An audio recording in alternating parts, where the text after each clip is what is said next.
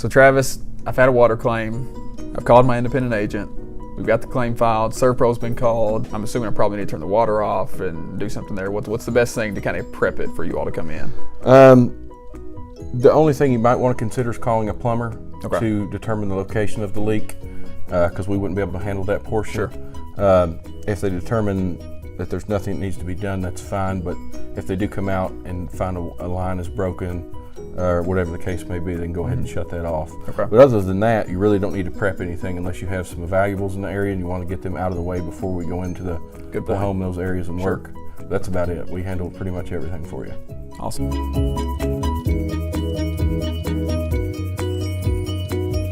Nice green van pulls up to my house. What happens from there? So we're going to come in the house and assess the damage, see how far the water damage traveled. We're going to assess what type of loss, what category of water this is. Sure. If it's clean water, we can dry out most of the materials. There might be some materials that we can't dry out, but with clean water losses, we can dry out mostly everything. When you get to contaminated water, category 2 and category 3, we have to start talking about removing materials. Is that pulling up the carpet, pulling up everything? Pad, carpet, Sure. drywall possibly, laminate flooring, vinyl flooring. It really just depends. So once we go inside and assess the damage, we'll get a better idea of what needs to take place. Okay. Once we determine what needs to be removed, we will set up drying equipment, and that should last probably anywhere from 3 to 5 days. We'll check it daily to make sure everything's drying out correctly.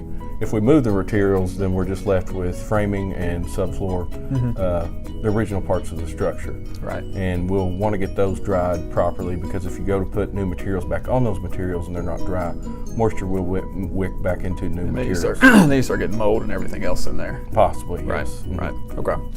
Well, got a lot of great equipment here. Let's take a look at some of the few things we've got. So this is an air mover.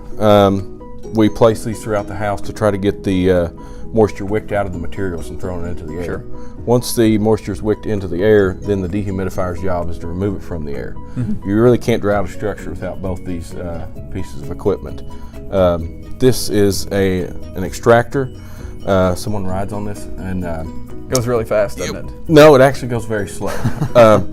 So it's a weighted extractor, and this is designed to extract water from carpet and carpet pad mostly. This wouldn't be good in an application on a hard floor surface like concrete, such as in here.